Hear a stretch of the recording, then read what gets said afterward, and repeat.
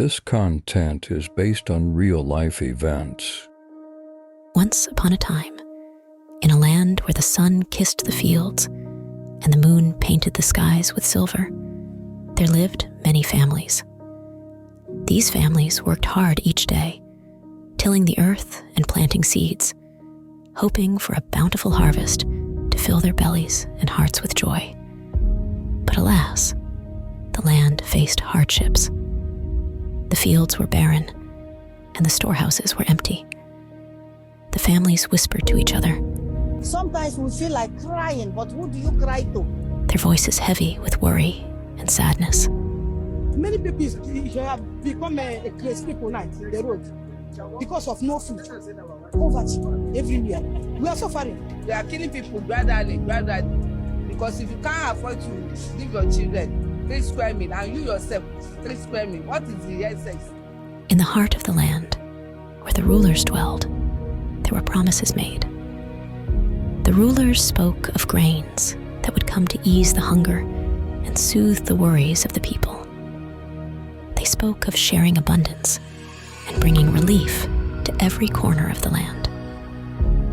Yet, as days turned into nights and nights into days, the grains never came.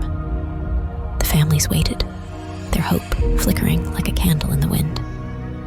They looked to the sky, wondering when their prayers would be answered. In the state of Abba, the wise commissioner for agriculture, Professor Monica Ironkwe, watched over her people with a heavy heart. The warehouses stood empty, and the fields cried out for seeds to be planted. In Anambra, the townsfolk whispered of grains waiting in the stores, yet none were shared among them. They waited patiently, hoping that soon their hunger would be no more. In Delta, the kind-hearted secretary of the Palliatives Committee, Olusegun Jaro Egbo, worked tirelessly to ease the suffering of his people. Though the grains had not arrived, he promised that when they did, they would be shared with love and fairness. Throughout the land, from Bauchi to Kebbi, from Cross River to Taraba, the story was the same. The people waited, their stomachs empty and their hearts heavy. But in the midst of the darkness, there were glimmers of hope. Do you want to kill us? Are you the first person to govern? We can't go to school. We can't pay our transport fares. We are hungry. We are angry. Look at us now. There is nothing. We are starving. Tinubu should please do something. This is what he promised. He promised to do better. Look at us now.